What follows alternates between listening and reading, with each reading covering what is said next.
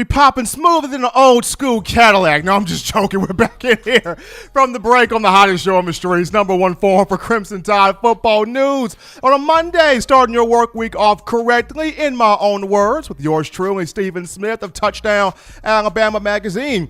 Be sure to give a thumbs up, give a like on the show, hit that subscribe button, turn all of those notifications on so that way you can have the best in news, notes, and coverage on your Crimson Tide. But as fun as it is to talk quarterbacks, it's fun to talk quarterbacks. It's exciting to talk that position. But there were other things that stood out. There were other highlights from the final exhibition of fall camp. We're going to get into some of those right now. The first one was, how about the offensive line? The depth on this offensive line, the versatility on this offensive line is crazy. I mean, it's gotten to the point where it doesn't really matter which five Nick Saban, which five offensive line coach Kyle Flood. It doesn't really matter which five is put on the field. This is going to be a diverse, versatile, All-American, Joe Moore Award-winning group here. And here's why I say this. So over the weekend, Alex Leatherwood did not scrimmage, the left tackle back for the Crimson Tide. He's played in a lot of games. He's played in 35 career games, including 28 starts at left tackle and at right guard. So Leatherwood's got a lot of experience. Didn't scrimmage over the weekend. Alabama had Kendall Randolph in his place. So from left to right here, the offensive line was Kendall Randolph, Deontay Brown, Landon Dickerson, Emil Ikior Jr., and Evan Neal. Those brothers went to work. The running backs, awesome scrimmage. All the running backs played well.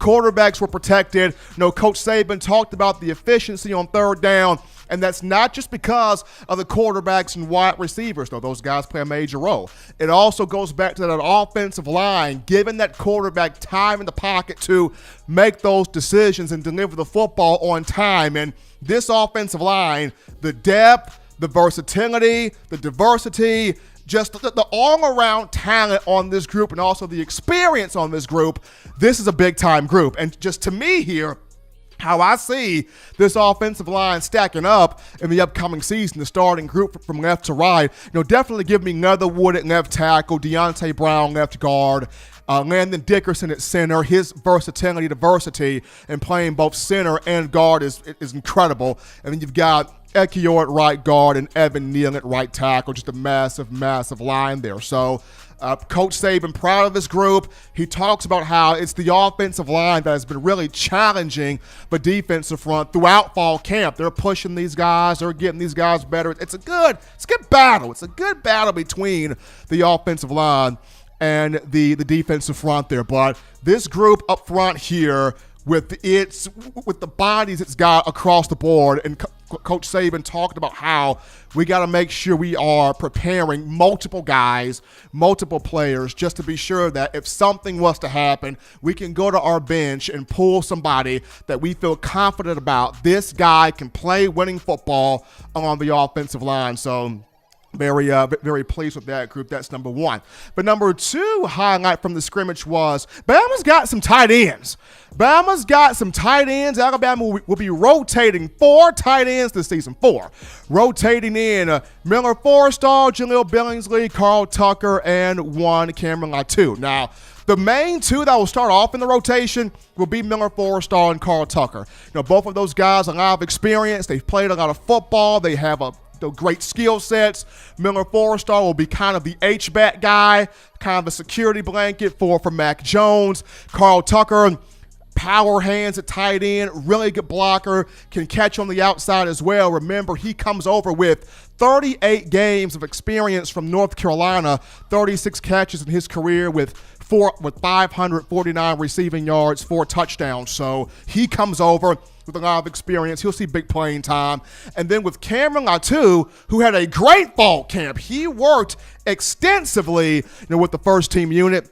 And Jaleel Billingsley, both of those 2 will be alternated as Coach Saban sees fit. Jaleel Billingsley had 2 touchdowns in both scrimmages. He had a touchdown in the first scrimmage.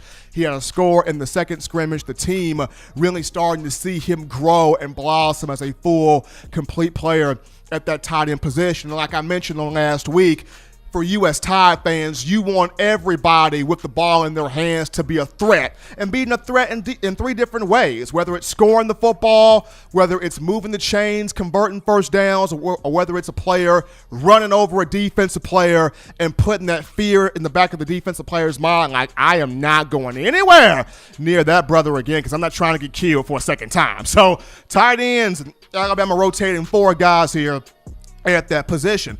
Third thing that stood out to me, the Alabama defensive line and defensive secondary. Coach Saban mentioned a lot of progress being made. A lot of progress being made at both spots. On the defensive line, Justin Eboigbe is a freak. Justin Eboigbe, the sophomore out of Forest Park, Georgia, at 6'5", 285 pounds. That guy's a freak. And he played he filled in for LeBron Ray this last season. LeBron Ray played in 3 games, hurt his foot against South Carolina. Eboigbe came in, really did a fine job, a solid job, and grew throughout the season. And per Saban, he's the one that's been playing with the most consistency on that defensive front. Now, Saban loves Christian Barmore. Now, he did say that Barmore is the best pass rusher on the team.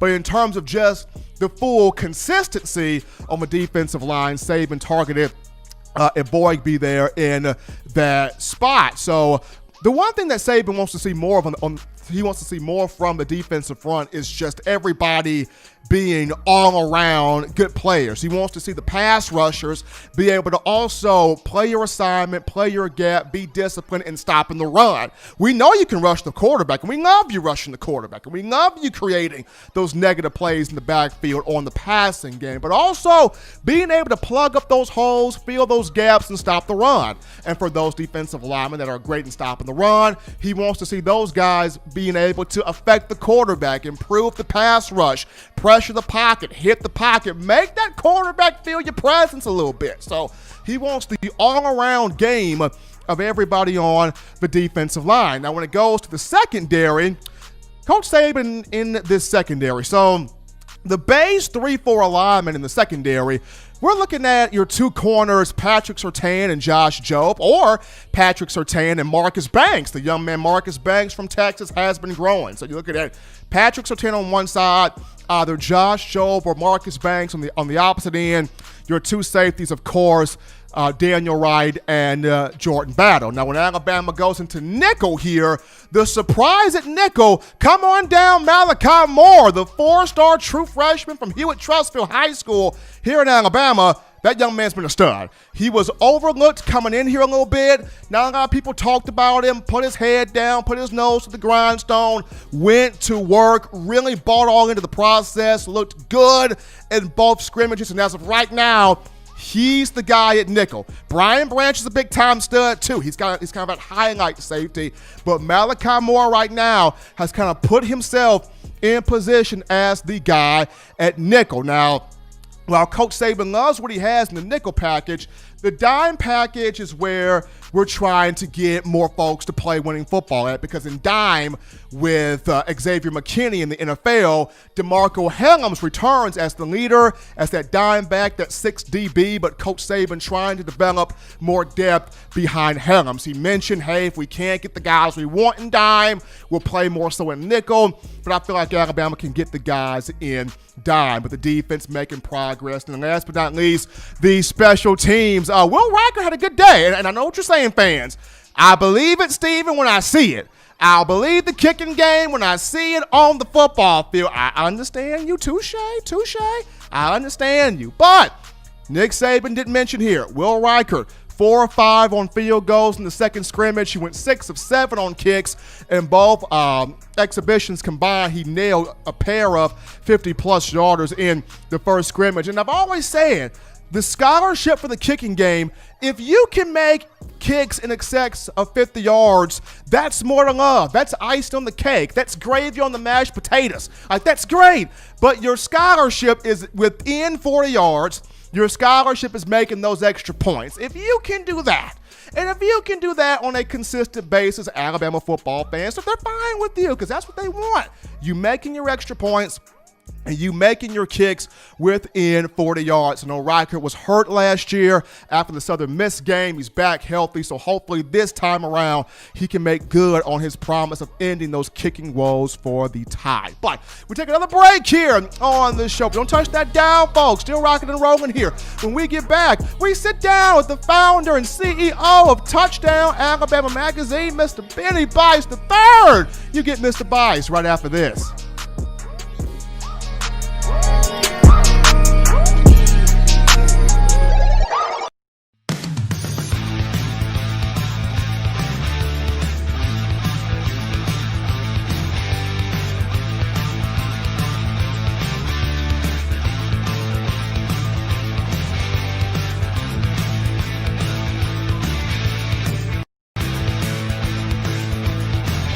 T-Town Menswear in the University Mall in Tuscaloosa. Touchdown Alabama Magazine is Alabama football's premier publication. A subscription to Touchdown Alabama Magazine is the perfect gift for any Alabama fan. For exclusive news and information, recruiting updates, a free annual print magazine, and more, go to touchdownalabama.com and click join. Only $5.95 per month or pay $49.95 for a full year subscription. That's a saving of almost $22. Go to touchdownalabama.com today and roll Tide. Thank you for watching Touchdown Alabama Magazine's YouTube channel. To continue to get the best in Alabama football content, subscribe here and turn on your notifications to stay connected with the hottest shows covering your Crimson Tide.